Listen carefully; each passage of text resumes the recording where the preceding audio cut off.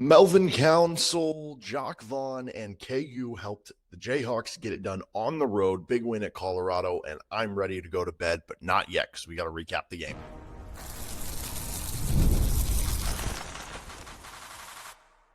You are Locked On Jayhawks, your daily podcast on the Kansas Jayhawks. Part of the Locked On Podcast Network, your team every day.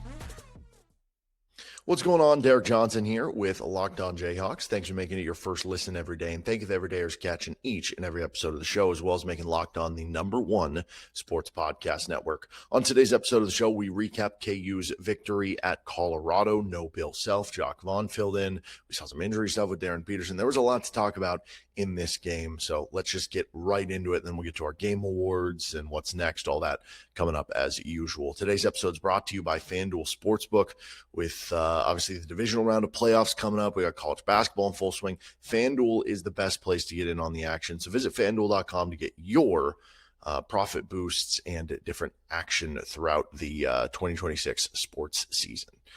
Okay, so KU wins at Colorado, and a game that was kind of a tale of two halves. Like KU struggled to stop Colorado in the first half, though KU's offense was able to put up 40 points in the first half to still maintain the lead. And then in the second half, it became more about, making some stops on Colorado. It seemed like Colorado didn't make as many of the good looks as they made in the first half. That was part of it, but it also felt like KU had a lot of blocks. It felt like KU stepped up the defense. I think at one point late in the second half, Colorado had like 11 straight misses coming down to the wire before, kind of got to garbage time and, they're fouling and making shots and stuff like that. So that's kind of what turned it. But, obviously everybody wanted to know who was going to be the head coach for Kansas when it was announced that Bill Self was going to miss this game. And obviously he has the health situation. Now, we since heard an update from KU in that he's expected to return to practice later this week. Now, as part of that, we have not seen in the update, is he expected to return to the game on Saturday at Kansas State? So that'll be very interesting what happens there for KU and how long does Bill Self wind up being, out essentially because of coaching stuff. The one thing that's interesting is obviously it was kind of going around is we saw the dispatch was called for chest pains. We know that the release mentioned more just being under the weather and an IV. I don't know what the connection is there or if one's just a false alarm or not, but you would think if it's just under the weather and an IV, you would think he would be coaching on Saturday. So that worries me a little that maybe there's more to it than just that, but I guess we'll kind of wait and see on that and hope that, Bill Self comes back and more importantly for his specific health, he's all right and everything. So anyway, that puts you in a position where, okay, who is going to be the head coach? I think most fans wanted it to be Jacque Vaughn, right? Because he could potentially be the next coach for Kansas. And obviously by title, Jeremy Case is the associate head coach, but it wound up being Jacque Vaughn as the guy. And I'd be very curious, like, was that a conversation of, was Bill Self like, hey, let's just make it the associate head coach, Jeremy, or let's make the longtime, assistant, Curtis Townsend, or did he want Jacque Vaughn to step up because he's been a head coach at the NBA level, so like he'd be suited for this, or was this brought on by, the athletic department, or was it a joint conversation? I don't know. I'd just love to be kind of like in the meeting room to see how that conversation came up, but I think this is the result the KU fans wanted to see, and Jacque Vaughn ends up, now 1-0 as the Kansas head coach, right? And I think that it's hard to evaluate like the people who are staunch, hey, Jacque Vaughn should be the next coach for Kansas, next head coach for Kansas, versus the people who are like, no, like just hire the best candidate you can get. It doesn't have to be somebody within the family. I don't think this game is going to like sway your opinion one way or the other, because like the staunch supporters are going to be like, well, look, like they won on the road. Like Kansas has been struggling to win on the road. They won on the road with Jacque Vaughn, and there were some nice plays like after timeouts and stuff. The staunch defenders against it might be like, okay, but it's a win at Colorado, and like how much of the game planning was really like, the game planning was probably done even partially by Bill Self, like coming into this game, like how much was there really an impact on this one specific game, right? So I don't know, like, again, you want Bill Self to come back. You want Bill Self to be healthy, but like, if you are evaluating Jacque Vaughn's candidacy as head coach, and who knows, like, is that something he even wants, or is he going to want to go back to the NBA? Does it behoove you to have a couple extra games of tape on Jacque Vaughn here? Again, you want Bill Self back. Like that is the first priority, but in some way, could it be a blessing in disguise? I don't know. That's just trying to be optimistic about things, right? The biggest positives from the game, beyond Jacque Vaughn getting that win in his debut, and I thought he acquitted himself well for what it's worth.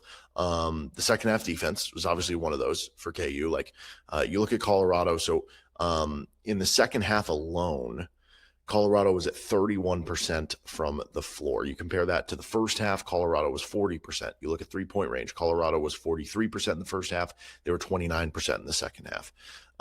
So it definitely did seem like KU's defense picked up. But again, I thought Colorado missed some decent looks in the second half, so that obviously helped with that. But it felt like at least the interior defense picked up for KU in the second half. And maybe that would be another, tally in the mark of what Jacque Vaughn helped do in this game. Like, did he make some adjustments at halftime that helped KU get over the edge, right?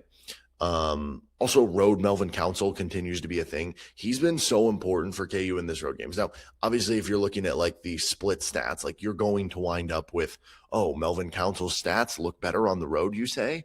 Well, duh, because they played 6 games on the road versus 12 games at home, and he had 36 points in one of his road games. So, of course, he's averaging 17 and a half points per game coming into this one on the road compared to 11 at home, right? That's just kind of how it works. But still, the overall stats look good on the road, and that continued in the first half was a bit more of a struggle for Melvin. He was missing some shots, and then in the second half, he goes 4 of 6 from the floor, 10 points in the second half. This was another one of those classic Melvin Council second half kind of pick you up when you really need it moments, which really continues to endear him to the fan base. I think in general, one of the other biggest positives of this game was getting Flory involved offensively in the second half. Like, that was something where it felt like he wasn't really getting involved offensively in the first half, right? But he ends up with 9 points on 4 of 4 shooting in the second half, had some of the biggest makes of the game. Colorado is double teaming Darryn Peterson on top of it. Peterson's dealing with, the rolled ankle and stuff. So they're making him less viable of an option. And Kansas had to counter. They had to find other guys to go to. Well, Melvin Council, Flory, Bidunga, like those guys stepped up in a real way. And then the last one I would say is this. The fact that Darryn Peterson kept coming back into the game, right? I mean, that was a bad twisted ankle, man. It would have been really easy to cut things down. So credit to him for coming back. Obviously hated that it happened. Like, one of the biggest negatives of the game was that it did happen. One of the biggest positives, though, is that he kept playing and obviously ended up making a 3, banked it in after that. But it's going to be interesting because a lot of times those rolled ankles, like we saw it to a more extreme extent with Bo Nix, right? In the AFC division round, Bo Nix fractured his ankle and he kept playing on it. I don't think Peterson fractured his ankle, but he might have sprained it. Like, that looked pretty darn bad. And a lot of times those ankles, it's one of those things where it's like, okay, when you stay on it, you can deal with it, but after you let it sit and then it starts to swell, Peterson might end up missing some action because of that ankle. So we'll kind of wait and see. That would certainly be unfortunate to not have him with this upcoming big stretch, but got to make sure he's healthy, right? But it was good to see him kind of fight through that stuff. And I think that hopefully endeared it to KU fans. I know, some KU fans have been questioning what's going on here, but with some of the cramping stuff, but I think that should be a good indication that he is tough and he is a competitor, right? Other biggest negatives in this one, I don't know. Why did KU go back to switching 5, right? I don't know if that was a Jacque Vaughn decision. I don't know if that was a Bill Self pregame decision. They wanted to go back, and it wasn't the full game. It just felt like at times in this one, KU was switching 5, and then Colorado was hunting whatever guard they could get on a KU big man. And that was a recipe for not success for the KU defense, right? So I feel like KU made strides defensively the previous games when they were just switching kind of 1 through 3 or at times 1 through 4 when it was just one big man. And it felt like they kind of went away from that a little bit in this game. I don't know, maybe it was just part of the game and Colorado was just doing well there, so it starts to stand out a little bit more. Maybe that was part of the adjustment in the second half because it didn't seem like it was happening as much in the second half, but I did think that was interesting. Then the other one is turnover defense.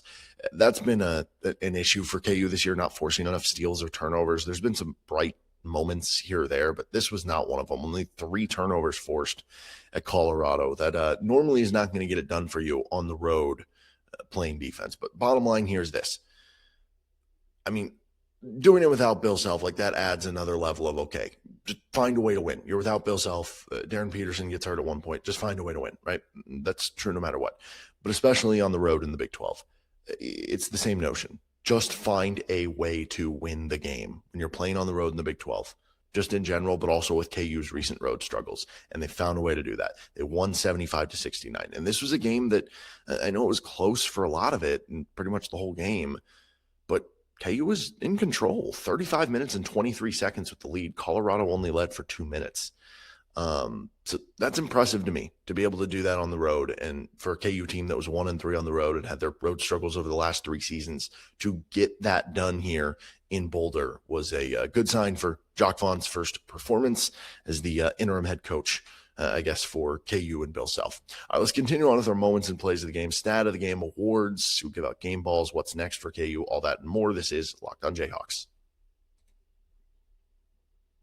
This episode of the show is brought to you by FanDuel. Hey, the conference championships are here for the NFL. FanDuel's giving all customers even more ways to get in on the action every game day during the playoffs. Right now, with FanDuel, users get a profit boost waiting for them in the app. You can ride with one of the favorites. You think that the Broncos can still pull it off with Jarrett Stidham. You think Drake May is going to show why he's a potential MVP winner. You got the Jayhawks was a crazy game last time in Seattle. You think it's going to be that many points again? You can bet the over-under there. You can apply your profit boost, go after even bigger winnings. And then when you win, FanDuel pays out instantly, which is perfect for that playoff football. So FanDuel is the best place to get in on the action all playoff long. Plus, you got college basketball heating up now with college football season over. So visit FanDuel.com to get your profit boosts every game day with FanDuel, an official sportsbook partner of the Locked On Podcast Network.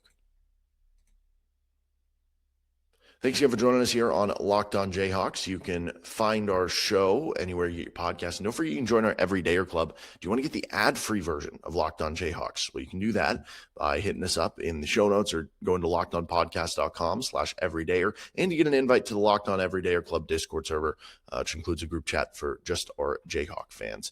Lockedonpodcast.com/everydayer. Okay, moments and plays of the game. I thought there was that one stretch where KU hit 3 straight threes. It wasn't 3 straight. It was like they had 3 straight scoring possessions that were threes. There were a couple misses in between there. But specifically the Darryn Peterson back-to-back threes of those, that was very early in the game. I think he made it like 11-4, 11-7 or something like that. I don't know. It's late at night, and it's happened ages ago. But the one that really stood out to me, and that was just kind of good setting the tone. Colorado was playing that kind of extended out, like almost like a 1-3-1 kind of look at it, kind of this zone defense. And a lot of times in college, it's like you get that first ball reversal against the zone, and the guy's just going to grab the ball and kind of survey and look around, and then you're going to have the long-winded passing and trying to find an open shot against the zone. And Darryn Peterson he's just like, oh, yeah, that's a pretty good look against the zone. I'll just take it. And he knocks it down. And that is not a shot that you see college guys take very often. Like, that was a pro take for Darryn Peterson. And I don't know. I just really appreciated that. And then we're going to fast forward to the second half. It was 48-44. Jamari McDowell actually gives up a bucket at the other end right after this, but he hit a big corner 3 to make it 51-44 right before that. That was a key moment. Really key moment, too, when Flory Bidunga wins kind of a hustle ball for KU on the defensive end, dives on the floor, saves it to Council. Moments later, as he's jogging up the floor, gets down low, Council delivers it to him, and then Flory makes an and one and makes the free throw to make it 56-49. That gave KU a little bit of breathing room. Then Colorado gets to a point where I think it was like a 9-2 run. They tighten things up, and they make it 60-59. So I guess an 11-4 run or a 9-2 run. And Bryson Tiller gets a big block, which then Melvin Council gets the ball out in transition. Euro steps through and makes a bucket. And then Melvin Council gets a steal that he probably should have been whistled because he was out of bounds when he did it. But credit to him for grinding his way to it, and then scores another bucket. And that was a huge 4-0 run for KU to make it 64-59, right? And then I think kind of a forgotten play is it was right after the under 4 timeout. Colorado shooting 2 free throws with, I think it was McKaylee, and he makes the first one. So it's 64-60. Second one, he misses. And it's kind of a not a guaranteed rebound for KU between Tre White and Bengot Doc. And White kind of reels it in with one arm. And that was a really big moment because if Colorado gets that rebound with Doc, you already have a 1-point possession. You have a chance to make it, especially on those scrambles. You have a better chance of getting an open three or something. And you could have really transitioned the momentum. That was a really big rebound by Tre White. And then I think you get the Darryn Peterson banked three to make it 69-60. And then the exclamation point dunk by Melvin Council that gets you to 75 and wins the game for KU. So a lot of good moments there. I think overall, though, you have to look at the Council kind of swing that turned the game. And let's bring that into awards real quick, because I do think I do want to mention this. I do think KU gets an award for a little bit of a friendly whistle at times in this game, right? That was a super helpful thing that was not called out of bounds or whatever that call would have ended up being with Melvin Council. Maybe a couple plays like, okay, could that have been a goaltend? Could it not have been in general that happened in this game? Obviously, if you're looking at player fouls for the game, like Colorado had 16 of them, Kansas had 15 of them. So it's not that big of a difference if you're looking at that perspective. But there were a few calls that helped KU. And obviously, there's going to be missed calls on everybody. I normally don't talk about the refs a ton. The question to me becomes this: like, there's going to be, can we just be like honest about this? There's going to be games over the course of a season where you're going to get screwed by the whistle, and there's going to be games over the course of the season where you get a friendly whistle. Right? It could just be two plays, but it could be two key plays, kind of like this one. And then there's going to be some game. Most of the games are going to be kind of back and forth or whatever. The question is what you do. What do you do about it? In the games that you're getting screwed over, do you not let it affect you and bother you and still grind through? And the games where you get benefited by it, do you take advantage of it? That's what the best teams do, right? This isn't NBA 2K where you can get the same whistle every game. That's just not how it works. So if we can be real about this, did Kansas take advantage of it? They absolutely did. And credit to them for doing that. Other awards in this game, the Fran Can't Help Himself award. I mean, just in general, talking about a lot of that stuff. But the worst was when he went on that 2-minute tirade on should this have been a goaltend, should it not have been, they should have made the call so that they could review it, blah, blah, blah. And meanwhile, Darryn Peterson rolls his ankle, becomes kind of the story of the game, and it's just like, oh, doesn't even get brought up. And then they come back from break and bring it up. Like, come on, what are we doing here? Next award we have is our Wiggins Second Jump Award. If you remember, Andrew Wiggins was always noted by Bill Self for having the best second jump he's ever coached, that, he could quickly get back up to that second jump. And Darryn Peterson missed that one mid-range shot at one point and ended up getting his own miss and tipping it back in to make it 44-41. I thought that was kind of a little bit reminiscent there. All right, let's give out some game balls, offense, defense, overall, and what's next for KU. Next. Thanks for joining us here on Locked On Jayhawks, making us your first listen every day. Don't forget, you can check out Locked On College Football, recap the season, or Locked On College Basketball, get you ready for the final push of the college basketball season once college football season ends, right here on the Locked On Podcast Network. And thanks for making it the #1 sports podcast network. Okay, let's give out some game balls for KU. So let's start with the offensive game ball for the Jayhawks. So Tre White scores 17 points on 6 field goal attempts. That is super efficient. He was 9 of 10 on free throws. So he got there a lot and he made them a lot. And a lot of those free throw attempts too came at key moments where it felt like the game was getting back really close. It was back to 2-point game or something. And he was able to just kind of steady things and get KU to the free throw line and make an efficient shot. He also had 2 offensive rebounds. Overall, Tre White had 17 and 15. That is an incredible game. But if we're just talking offensive game ball here, 17 points on 6 attempts, 50% from the floor, 50% from 3, 90% at the foul line. He had 2 offensive rebounds. He had 4 assists. Going to be hard to beat that, right? But here's your other candidates. Melvin Council had 18 points, goes 7 of 13. He has some of the biggest shots of the game, and he has 3 assists, right? So that would certainly be in contention here. Darryn Peterson gritted his way an injury and still had 16 points. He had 2 offensive rebounds. So that would be in contention. And then Flory, if we're just talking the second half. If we're talking second half, Flory, you're getting 9 points on 4 of 4 shooting. For the game, he also had 2 offensive rebounds, and he had 2 assists. So those are the guys you're kind of looking at here. To me, it mostly comes down to White versus Council for the argument of most impactful on the offensive end. Council had the biggest moments of the game, but I think the consistent force throughout the game was Tre White. So I'm going to give Tre White the offensive game ball here for KU. The defensive game ball for KU becomes interesting because you look at Flory having 4 blocks, and that was huge. Tiller had 1 block. Andy had a steal, and then Melvin Council had 2 steals. Not a ton of steals overall for KU. It honestly felt like Kansas had more than 5 blocks, to be completely honest. But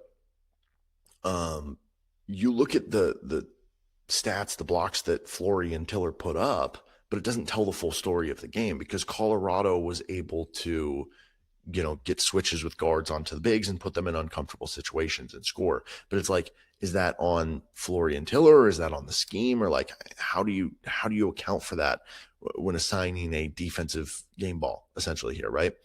But I do think in general, like you look at Rancic, he goes just 3 of 10. He had 19 points in Allen Fieldhouse last year. You look at Bengot Doc, he had just 6 points on 3 of 12 shooting. So yes, the KU bigs at times when they had to switch 5 got targeted by the other guards, but that to me feels more like a scheme thing than it does what they did, because the fact that the Colorado front line didn't go off, and in fact had kind of that's 6 of 22 from their starting 4 and 5, and had a combined 5 blocks and a steal, makes me want to give it to Tiller and Bidunga for the defensive game ball here. We'll do a split to the KU front court, even though it led to I'm basically assigning the blame for the issues KU had to the scheme as opposed to the players, if that kind of makes sense. Okay, overall game ball, I think that has to go Tre White as well, right? Again, if you want to make the argument of just like gritting it out and give that to Darryn Peterson, if you want to make the argument of the important plays of the game, and Council had 18 points, 7 rebounds, 3 assists, 2 steals, so he filled it up as well. I get it. But Tre White had 17 points, 15 freaking rebounds. He had 13 of KU's 36 defensive rebounds. He had 15 of KU's 45 rebounds. He also led the team in assists, second on the team in points. Tre White is the game ball winner of this one. All right, what's next for KU? So they're going to be on the road at Kansas State coming up on Saturday. And is Bill Self going to be on the sidelines of that, right? That'll be kind of a big question there, right? And obviously, you look at Kansas State, they just beat Utah tonight. They're a team that's struggled so far this season, but that almost makes them even more dangerous in this game because, like, if they're not going to be an NCAA tournament team, this becomes what they have to play for, like seriously. And it becomes a very difficult situation because they always go all out in this game. They've beaten you 3 straight times in Manhattan, and you've had your struggles on the road. You just won one on the road. Can you show consistency and win another one on the road? You've now won 3 straight games overall. You're starting to build momentum. Don't suffer a setback in Manhattan. Go out, win the game. Will Bill Self be there? That'll be a big question. Will Darryn Peterson be there, right? Is the ankle going to get worse and swell up over the next couple of days? That'll be a big question. So a lot of storylines kind of coming into this one for KU. On paper, they're going to be favored, but, rivalry games, throw it out the window or whatever the old cliche is there. All right, that'll do it for this episode of Locked On Jayhawks. You can find our show anywhere you get your podcast, including on our YouTube page where you can like and subscribe to the show. If you did not stay up all the way for the game, then I hope this, gives you a recap of everything that kind of happened throughout the game, and make sure you subscribe to the show. I am going to bed. See you next time on LOJ.